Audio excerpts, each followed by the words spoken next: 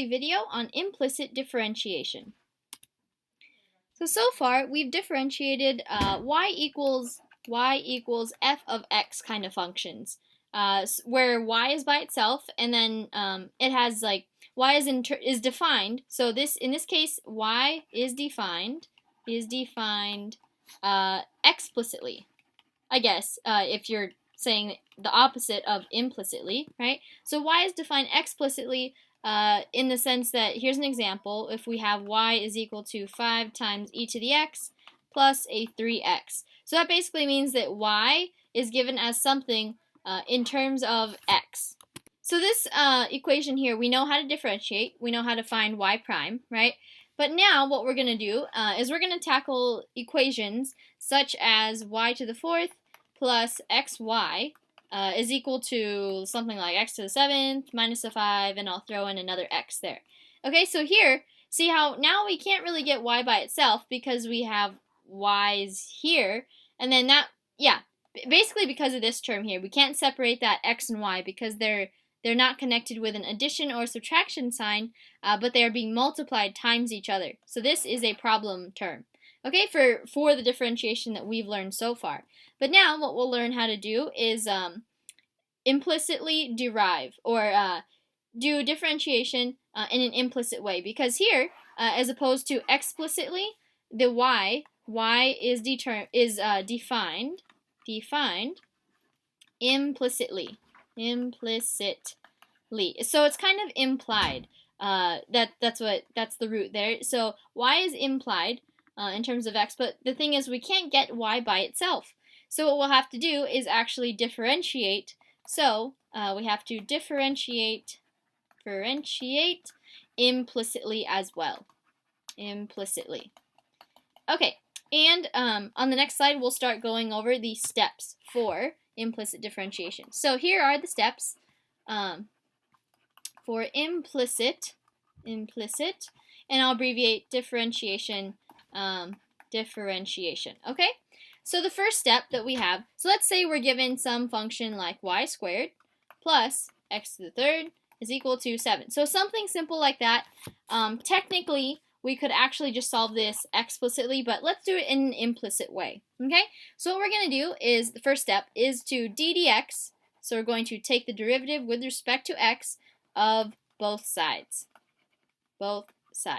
So what that's going to look like with regards to our equation here, our given equation, is ddx of the left side is y squared plus x cubed is equal to ddx of the right side. So that's a 7, okay? And what we'll get is ddx of y squared plus ddx of x cubed is equal to a 0, right? Because that's a constant. So the derivative of a constant is 0. Okay, so what we're going to do now is do what you know. So this first term here, that's kind of a problem, right? Because we don't know how to take the derivative of y squared with respect to x because there are no x's there, right? So this is a problem. So we'll move on to this term here, and we do know how to do that, right?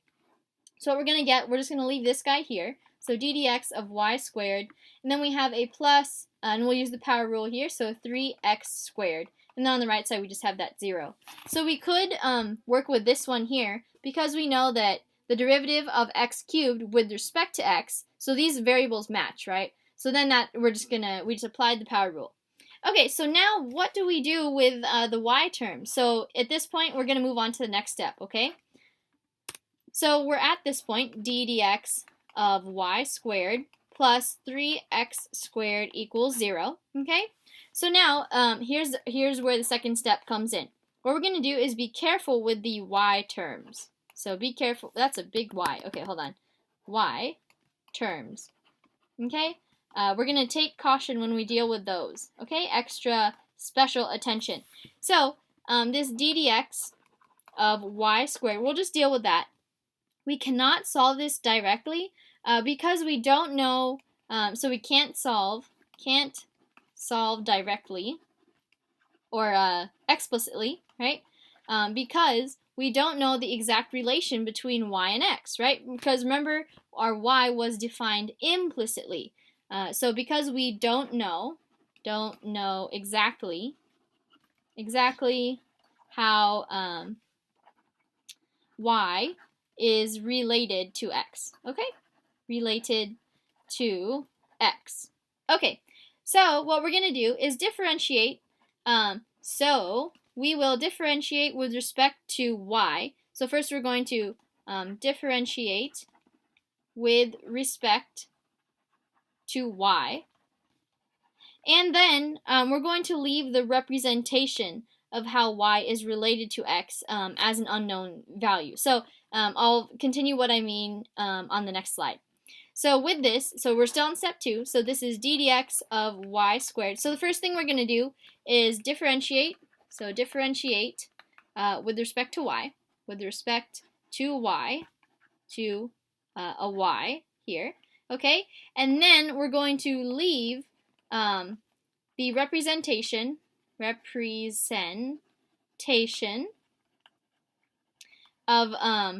of how this y is related to x as an unknown, okay? Unknown. All right. So what I mean by this is let's find d dx of y squared.